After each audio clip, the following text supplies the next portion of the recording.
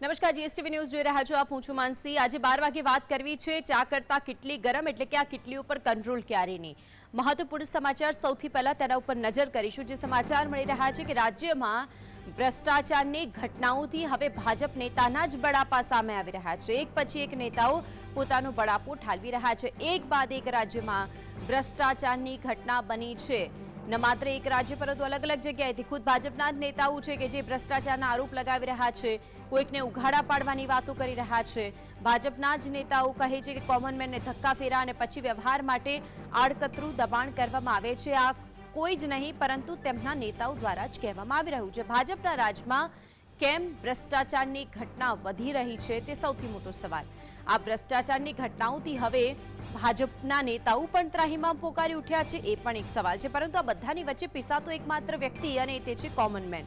જ્યારે પણ કોઈ પણ કચેરીના કામકાજ અર્થે આપ જાઓ છો ત્યારે આપ કેટલા ધક્કા ખાઓ છો એ આપ બહુ જ સારી રીતે જાણતા હશો।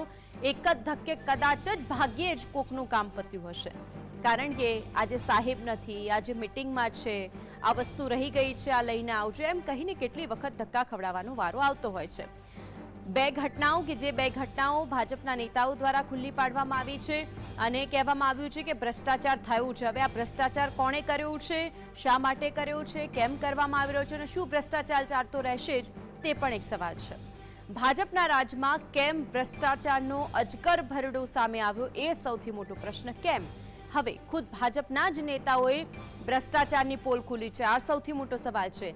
જનપ્રતિનિધિ પ્રશ્ન કરે છતાં અધિકારીઓ પર કંટ્રોલ કેમ નથી, આ પણ એક સવાલ છે। જનપ્રતિનિધિ આરોપ લગાવે છે છતાં તાત્કાલિક પગલાં કેમ નથી ભરાતા, શા માટે રાહ જોવાય છે, ક્યારે જનતાની સમસ્યાનો અધિકારીઓ ત્વરિત ઉકેલ લાવશે એ પણ એક સવાલ છે। ક્યારે ધક્કા ખવડાવો વહીવટકરોની રાજનીતિનો અંત આવશે, આ પણ એક પ્રશ્ન છે। ક્યારે ગાંધીના ગુજરાતમાં ભ્રષ્ટાચાર પર સકંજો કસાશે।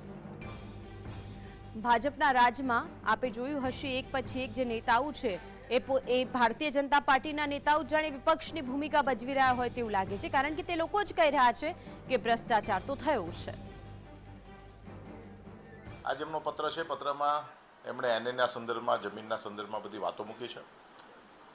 જે કંઈ એમની પાસે રજૂઆતો આવી છે તેના સંદર્ભમાં વાતો છે, પરંતુ વડોદરા શહેરના ઘણા બધા સળગતા પ્રશ્નો એવા છે કે જે પ્રશ્નો એમના માધ્યમથી યોગ્ય જગ્યાએ પર રજૂઆત થાય એવી અમારી લાગણી છે અને અમારી એમને વિનંતી પણ છે। વિશ્વામિત્રી નદીનો પ્રશ્ન છે, કેટલાય વખત તેના સંદર્ભમાં કામગીરી કરવા માટે આપણે રજૂઆત કરતા આવ્યા છે। ભૂતકાળમાં માન્ય મુખ્યમંત્રીશ્રી અને અન્ય કક્ષાએ જે કંઈ રજૂઆતો પાર્ટીના માધ્યમથી, સંગઠનના માધ્યમથી, ચૂંટાયેલા પ્રતિનિધિઓના માધ્યમથી થઈ છે ત્યારે આવી દરેક રજૂઆતોમાં પણ એ પોતે હાજર રહ્યા છે।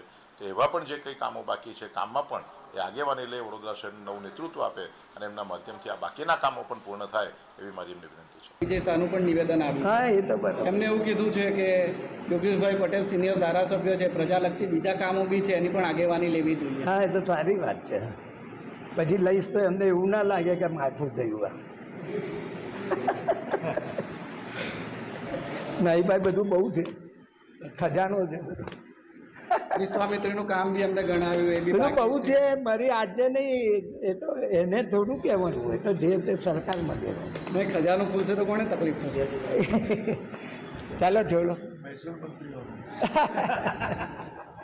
નિવેદન સાંભળે આપે આ હાસ્ય ઘણું બધું કહી જાય છે। હાસ્ય કહે છે કે બધું વિજયભાઈને મારે ના કહેવાનું હોય કે એમની પાસે શું ખજાનો છે, એમને તો સરકારમાં કહેવાનું। હવે સરકારમાં કહેશે કે કેમ એ પણ એક સવાલ છે કે હું જો કંઈક બોલવા લાગીશ તો પછી માઠું થઈ જશે તેવું યોગેશ પટેલ કહી રહ્યા છે। એવું તો યોગેશ પટેલ પાસે શું છે એ પણ એક સવાલ છે। આજે બીજા દ્રશ્યો આપ જોઈ શકો છો એ છે માણાવદરના દ્રશ્યો। માણાવદરમાં અરવિંદ લાડાણી કે જેમણે લોક દરબાર યોજ્યો હતો, તેઓ બેઠા હતા, લોકોની સમસ્યાઓને જાણી હતી, અધિકારી હતા, ત્યાંના અધિકારી સાથે વાતચીત કરી હતી કે શા માટે હજુ સુધી કોઈ નિરાકરણ નથી આવતું, પ્રી મોન્સૂન કામગીરી શા માટે અટકાવી રાખી છે, લોકોના પૈસા નાગરિક ટેક્સ ભરે છે, કામ કરવામાં આવે છે, સરકાર પૈસા આપે છે, તો પછી આ પૈસાથી કામગીરી થતી કેમ નથી? જવાબ છે ભ્રષ્ટાચાર। હવે તેમણે તો એ વાતનો પણ ઉલ્લેખ કરી દીધો અરવિંદ લાડાણી કે ભ્રષ્ટાચાર તો ભંગારમાં પણ થયું છે। ભંગારમાં 5 રૂપિયામાં વેચીને બીજી જગ્યાએ ખોટો આંકડો બતાવીને કોના ઘરે ટ્રેક્ટર આવી ગયા છે તેઓ એ જાણે છે અને માટે જ તેમાં પણ ભ્રષ્ટાચાર થયો છે તે તો પછી ઉઘાડો પાડશે। પરંતુ એમણે પણ અલ્ટિમેટમ આપી દીધું છે અરવિંદ લાડાણી કે જુઓ 24 તારીખ સુધી મેં ઓફિસરને આપી છે, 24 એમની ને 25 અમારી, એટલે કે 25 તારીખ પછી તેઓ માણાવદરની અંદર શું થાય છે તેના ઉપર સૌની નજર છે.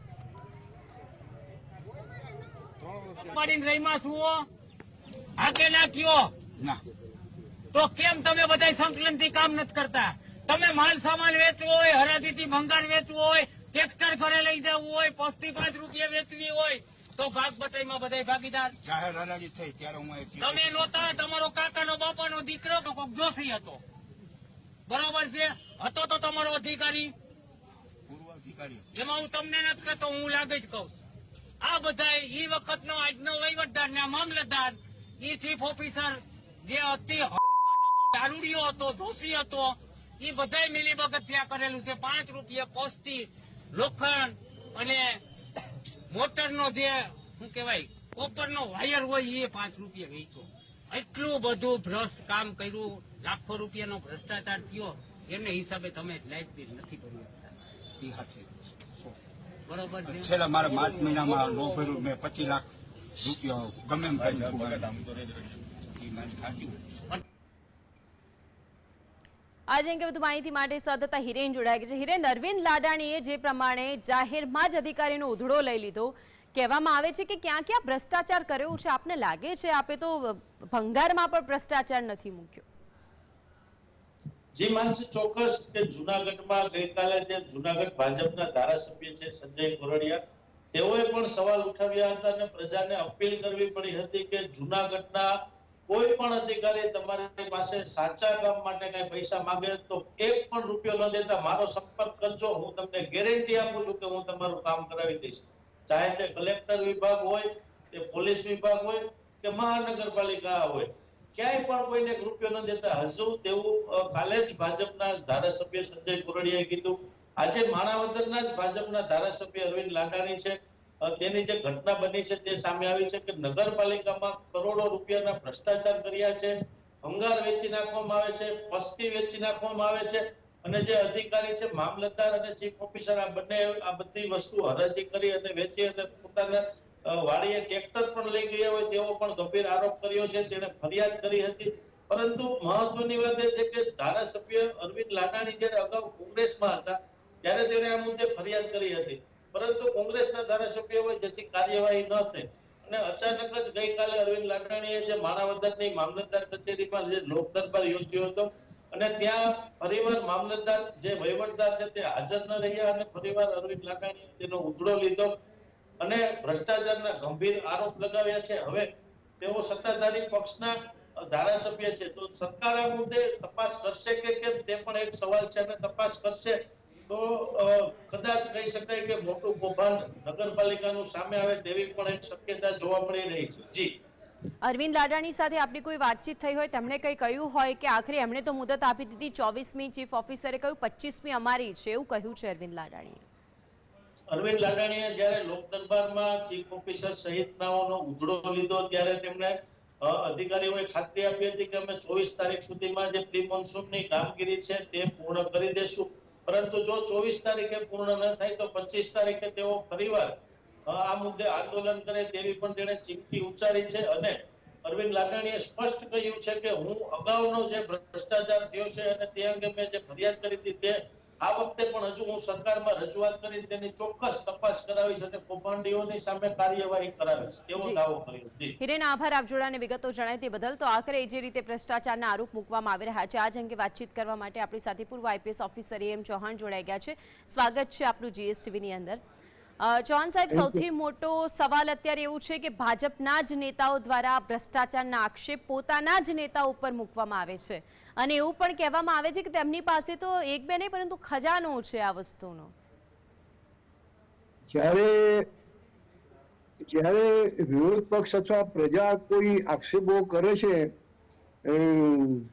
અધિકારીઓ સામે અથવા મિનિસ્ટરો સામે કે ચીફ મિનિસ્ટર સામે કે પ્રાઇમ મિનિસ્ટર સામે, ત્યારે એ જે સત્તાધારી પક્ષ છે અને એમની સાથે જે એમના ટેકેદારો હોય છે મિનિસ્ટરો અથવા અધિકારીઓ, એ એમ કહેતા હોય છે આ આક્ષેપોમાં કંઈ દમ નથી અને કાર્ય બરાબર થઈ રહ્યું છે, ક્યાંય ભ્રષ્ટાચાર છે નહીં અને અમે ભ્રષ્ટાચારીઓ, લાંચ રૂશ્વતવાળા અધિકારીઓ, ઇવન ચીફ મિનિસ્ટર સુદ્ધાને અમે પકડીને પૂરી દીધા છે, એમની સામે પગલાં લઈએ છીએ.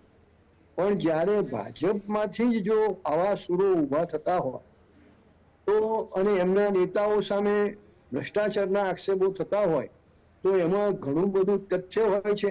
કારણ કે એ જે પાર્ટીમાં એ વર્ષોથી કામ કરતા હોય છે ત્યારે જ એ સારા એવા પદ ઉપર પહોંચ્યા હોય છે અને એ એમને અંદર અને બહાર બધું શું ચાલી રહ્યું છે એ એમને ખબર હોય છે.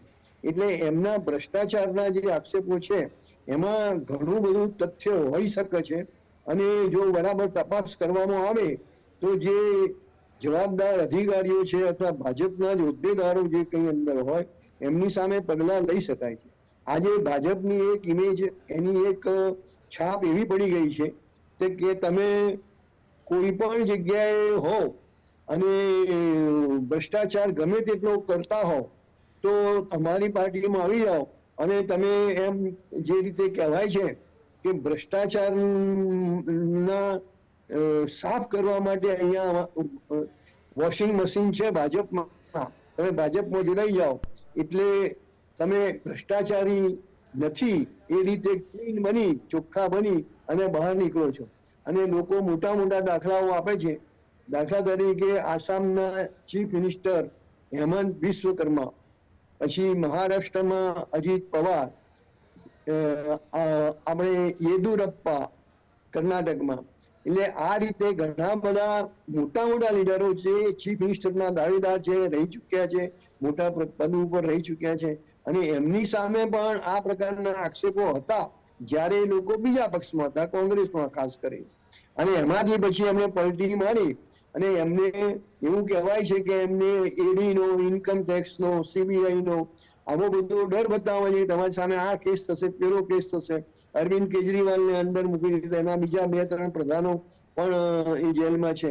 બીજા પણ એક ચીફ મિનિસ્ટર છે એ પણ જેલમાં છે. ચૌહાણ સાહેબ, અહીંયા પ્રશ્ન એ ઉઠે છે કે આ રીતે માત્ર આ તો એકની વાત આવી, આ તો 2 કેસ ઉપરા ઉપરી 24 કલાકની અંદર અધિકારીઓ, પોલીસ અધિકારીઓ ઉપર પણ ઘણી બધી વખત આવી વસ્તુ સામે આવી ચૂકી છે. ગુજરાતમાં જ આવે એટલે તરત આપણું ધ્યાન એના ઉપર જાય છે. અને જ્યારે આ અરવિંદભાઈ ભાદાણી જે કહી રહ્યા છે વિગતો સાથે કે એમાં ચોક્કસ એમાં તથ્ય હશે અને એનું સરકારે એનું પૂરેપૂરું સંજ્ઞાન લેવું જોઈએ અને એમની ઇન્કવાયરી કરવી જોઈએ. અને ઇન્કવાયરી એટલે એ નહીં કે પછી તારીખ કોઈ તારીખ એવું નહીં. એ ઇન્કવાયરી પણ સમયબદ્ધ હોવી જોઈએ. વધુમાં વધુ 15 દિવસમાં કે 1 મહિનામાં કે 2 મહિનામાં એનો નિવેડ આવી જવો જોઈએ અને તાત્કાલિક સરકાર તરફથી એક્શન થવા જોઈએ, સામે ગુનો નોંધાવવો જોઈએ. જે કોઈ પગલા જે પ્રિવેન્શન ઓફ કરપ્શન એક્ટ નીચેના જે છે એ પ્રમાણે અને તો જ પ્રજામાં રાહત થાય. આજે એક ભ્રષ્ટાચારી પકડાય, એની કાં તો સસ્પેન્શન થાય, ડિસમિસલ થાય, એની સામે પગલા લેવાય, જેલમાં જાય તો એની ઘણી બધી અસર એ લાગતા વળગતા ડિપાર્ટમેન્ટમાં લાગતા વળગતા અધિકારીઓમાં જે કોઈ ખાતાના મિનિસ્ટર હોય એમના ઉપર પણ એવી બધી અસર થાય છે. એટલે જ અરવિંદ લાડાણીએ જે રીતે ચૌહાણ સાહેબ લોક ડાયરો યોજ્યો, લોક દરબાર યોજ્યો અને તેમાં પણ તેમણે લોકોને સાથે રાખીને વાતચીતનો ઉલ્લેખ કર્યો. એટલે કોંગ્રેસમાંથી ભલે બીજેપીમાં જોડાયા પરંતુ તેમની આ છટાને લઈને અને તેમની આ વાતને લઈને જ લોકોએ તેમને ત્યાંથી મતો આપ્યા હશે. પરંતુ ઉધડો તો તેમણે લીધો જ છે અધિકારીઓનો. આપણી સાથે પ્રદ્યુમનસિંહ જોડાઈ ગયા છે, જેઓ રાજકીય વિશ્લેષક છે. પ્રદ્યુમનભાઈ, સ્વાગત છે આપનું જીએસટીવીમાં. એક પછી એક ભ્રષ્ટ નેતાઓ, ભ્રષ્ટ અધિકારીઓ જે સામે આવી રહ્યા છે, પરંતુ હવે તો કેવું છે કે પક્ષના જ નેતાઓ તેમને ઉઘાડા પાડી રહ્યા છે. આમ તો આપણે ભય, ભૂખ ને ભ્રષ્ટાચાર આ મૂળભૂત સૂત્ર સાથે ચાલુ થયેલી સત્તામાં આવેલી સરકાર અત્યારે તો જોઈએ તો ભય ને ભૂખ એ પ્રજા ઉપર હાવી થઈ ગઈ છે. એક બાજુ કાયદાનો અતિરેક, વેપારી ને નાગરિકો ઉપર ભય છે, કાયદાનો અતિરેકનો ભય છે. ઉપરથી બેકારી ને મોંઘવારીનો ભૂખ જેવો ભ્રષ્ટાચાર, ભૂખ જેવી જેને કહેવાય ને કે ભૂખ નજર આવી રહી છે. ત્યારે ભ્રષ્ટાચારી તો હવે અધિકારીઓનો જાણે મૂળભૂત એનો હક થઈ ગયો હોય છે એવું દેખાઈ રહ્યું છે. ભ્રષ્ટાચારને લીધે આપણે જોઈએ હમણાં કેટલા બધા આવા ઇન્સિડન્ટ બન્યા. સુરતમાં તક્ષશિલા બની, આપણા અગ્નિકાંડ બન્યો રાજકોટમાં, પછી મોરબીના લઠ્ઠાકાંડ થયો છે. તો ઘણું બધું અનેક બાબતો થઈ છે. અને આપણે કીધું માણાવદરના ધારાસભ્યએ તો એમણે એ પોતાનો અત્યારે બોલાવ્યો હોય, ઓફિસરોને કકડાયો હોય, પણ સારું વાત છે. પણ એમની શરૂઆત છે એટલે એમને કડીક ઉત્સાહ હોય, પાર્ટી બદલાવી છે. પણ આમ નિરંતર જાળવી રાખે તો કંઈક પ્રજાને એનો ફાયદો થાય. બાકી તો અત્યારે આપણે જોઈએ પ્રદ્યુમનસિંહ, આજે પાર્ટી રાજકોટમાં બદલાયા પછી પણ તેમને એ ખ્યાલ છે ખરો કે ભંગાર વેચીને આટલા રૂપિયા આવે છે ને એમાં પણ ભ્રષ્ટાચાર થાય છે, એટલે કેટલા સમયથી આ બધું ચાલતું હશે એ સૌથી મોટો સવાલ છે. હા, આપણે આશા રાખીએ કે એ આમનામ એમની કન્ટિન્યુટી જળવાઈ રહે. નહીંતર તો ઘણી વખત સિસ્ટમમાં પોતે ઇન્વોલ્વ થવા માટે આ રીતના કડક થતા હોય છે. પછી આપણે 2 વર્ષ પછી આપણે જોઈએ તો એમાંનું ઘણું બધું દેખાતું નથી હોતું. લગભગ આપણે જૂના જે અધિકારીઓ જોયા છે, જેના જે રાજકીય લોકો જોયા છે, પછી એટલો બધો વિરોધ કે પ્રજા માટે ઉપયોગી નથી થતું. ત્યારે આજે કોંગ્રેસ SIT ઉપર એ શંકા કરી રહી છે. એક બાજુ તો ભ્રષ્ટાચાર થયો છે, એના લીધે આટલા બધા લોકોના મોત થયા છે, તો હવે લોકો પણ ન્યાયની આશા કોની પાસે રાખી શકે? અને ભૂતકાળમાં એટલી SIT થઈ છે, એમાંથી કેટલી SIT ના પરિણામો આવ્યા છે, કેટલાને સજા થઈ છે, અને સજામાં તે કોને થઈ છે? હશે કોઈ નાના જેને કહેવાય ને કે દેખાડા એવા નાના એવા ઓડા, નાની માછલીઓને પકડાય છે, મોટા મગરમચ્છો છૂટી જાય. બહુ સાચી વાત આપણે વિકાસની વાત કરીએ, વિકાસ ઉપર ખુલ્લેઆમ જવાબદારી લેવા સ્ટેજ ઉપર મોટા મોટા ઓફિસરો આવતા હોય છે, મોટા મોટા રાજકીય હોદ્દેદારો આવતા હોય છે, પરંતુ આવા કોઈ ઇન્સિડન્ટ બને છે જ્યારે આટલા બધા મોત થાય છે, ત્યારે એની જવાબદારી લેવા, અકસ્માતની જવાબદારી લેવા, સિસ્ટમની ભૂલની જવાબદારી લેવા કોઈ અધિકારી આગળ નથી આવતા, કોઈ રાજકીય લોકો નથી આગળ આવતા. પ્રજાને તો આમાં શોષાવવું પડે. હવે જાણે ભ્રષ્ટાચાર એ આજની સરકારની ઓળખ થઈ ગઈ હોય એવું દેખાઈ રહ્યું, ખાસ તો આપણી રાજ્ય સરકાર. ઓકે, ચૌહાણ સાહેબ, જે રીતે કિટલીની વાત આવે છે, કારણ કે કાલે મુખ્યમંત્રીએ આ વાતનો ઉલ્લેખ કર્યો કે જે કિટલીઓ ગરમ છે શાંત થઈ જજો, એટલે એમના સુધી પણ એ બધી જ વસ્તુની જાણ છે. આયુષોકને લઈને વાત હોય, કારણ કે 2000 કરોડનું કૌભાંડ એટલે ખૂબ મોટું કૌભાંડ કહી શકાય. એની ચર્ચામાં કોણ કોણ, એક અધિકારીથી તો આ કામ થાય નહીં. એક પછી એક જે કિસ્સાઓ સામે આવી રહ્યા છે, ભ્રષ્ટાચાર કેટલો વધી ગયું છે. બિલકુલ સાચી વાત છે. ભ્રષ્ટાચારમાં વિશ્વ લેવલે ભારતનું સ્થાન ઘણું બધું નીચું છે. બીજી બાજુ એ જ કારણ એ છે કે દરેક જગ્યાએ ભારતમાં અને ઇન્ક્લુડિંગ ગુજરાત દરેક જગ્યાએ ભ્રષ્ટાચાર વધી ગયો છે.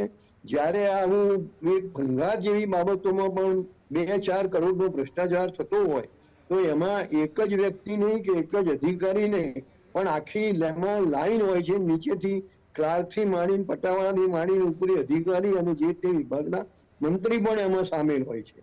એટલે ટૂંકમાં ભ્રષ્ટાચાર એ ભારત વ્યાપી છે. એ વાત આપણને ગમે કે ન ગમે પણ આપણે સ્વીકારવી જ પડે. અને બીજી બાજુ કમનસીબ શું છે કે એની સામે જે પગલા જેટલા સ્ટ્રિક્ટ અને જેટલા તોરાથી પગલા લેવા જોઈએ એ પગલા લેવાતા નથી. અને લોકોને એમ છે કે આપણે ગમે તેટલો ભ્રષ્ટાચાર કરો, હજારો લાખો કરોડો રૂપિયા કમાવો, પણ એમાં 100% 95% કેસોમાં કોઈને સજા થતી નથી. પહેલી વસ્તુ તો એ છે કે 95% કેસો તો બહાર આવતા જ નથી, કારણ કે એમાં સામે બંને પક્ષને લાભ થતો હોય છે. ભ્રષ્ટાચાર કરનારને પણ લાભ થતો હોય છે અને જે એને આ લાંચ રૂશ્વત ભ્રષ્ટાચાર કરાવે છે એમને પણ લાભ થતો હોય છે. એટલે એવા કેસો બહાર આવતા નથી. છતાં જે બીજા રડ્યા જે કેસો બહાર આવે છે એમાં પણ કન્વિક્શનનું પ્રમાણ 5% પણ નથી. એટલે મોટા ભાગના લોકો ભ્રષ્ટાચાર કરી અને પછી છટકી જાય છે, છૂટી જાય છે અને પછી જલસા કરે છે. અને ચૌહાણ સાહેબ, આપે વાત માનું છું કે ક્યારેક લાભ અટકતો બંધ થઈ જાય પછી જ લોકોને ઉઘાડા પાડવાની વાતો સામે આવતી હોય છે. બિલકુલ સાચી વાત છે. અને આ માટે પ્રજાએ અને સમાજસેવી જે સંસ્થાઓ છે જે ભ્રષ્ટાચાર વિરોધી કામ કરી રહી છે એમણે જાગૃત થવાની જરૂર છે. જ્યાં પણ એમને ભ્રષ્ટાચાર દેખાય, એમને સંબંધ હોય કે ન હોય, પણ એ PIL પણ કરી શકે છે, પાર્ટી તરીકે પણ એ જોડાઈ શકે છે. અને ત્રીજી વાત છેલ્લે એ છે કે આપણા ટોપથી એવી ઘણી બધી વાતો થાય છે કે અમે ભ્રષ્ટાચાર સહન કરવાના નથી, અમે આ કરીએ છીએ, તે કરીએ છીએ, પણ એમાંનું કશું ઓન ગ્રાઉન્ડ રિયાલિટીમાં વાસ્તવિકતામાં એમાંથી કશું કંઈ દેખાતું નથી. અને આવા કારણોસર જ પ્રજા પીડાઈ રહી છે. અને ખરેખર પરિસ્થિતિ એટલી હદ સુધી વકરી જશે તો પછી આગળ જતા પ્રજા શું કરશે, આંદોલનો અને આ તે એમાંથી આપણે કહી શકીએ નહીં. ખરેખર ભ્રષ્ટાચાર નાબૂદી એ યુનોમાં પણ ચર્ચાયેલા પ્રશ્નો છે. ત્યાં પણ આપણે ત્યાં સિગ્નેટરી છીએ.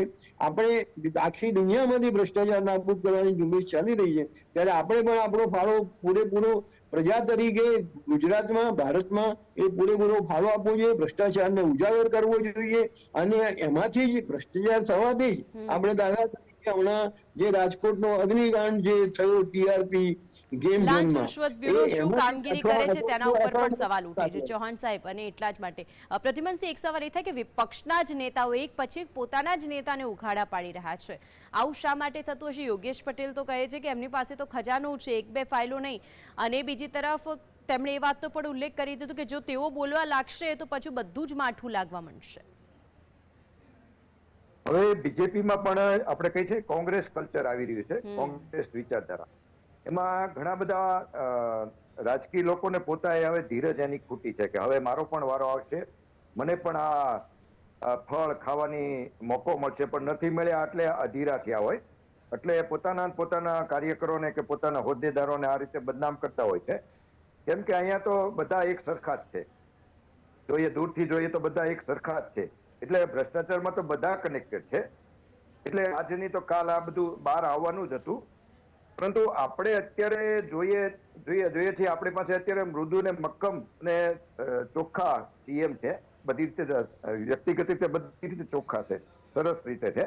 પરંતુ એમને હજી વધારે જવાબદારી અને આમ મક્કમ રીતે થાય, એને કહેવાય ને કે આક્રમક થાય, એવો એક વ્યક્તિત્વ, નેતૃત્વ અથવા તો એમને પોતે એમાં પરિવર્તિત થવાની જરૂર છે, જેથી કરીને આપણે રાજ્યને એક નવી સારી ભ્રષ્ટાચારથી મુક્ત આપને મળે, સરકાર મળે.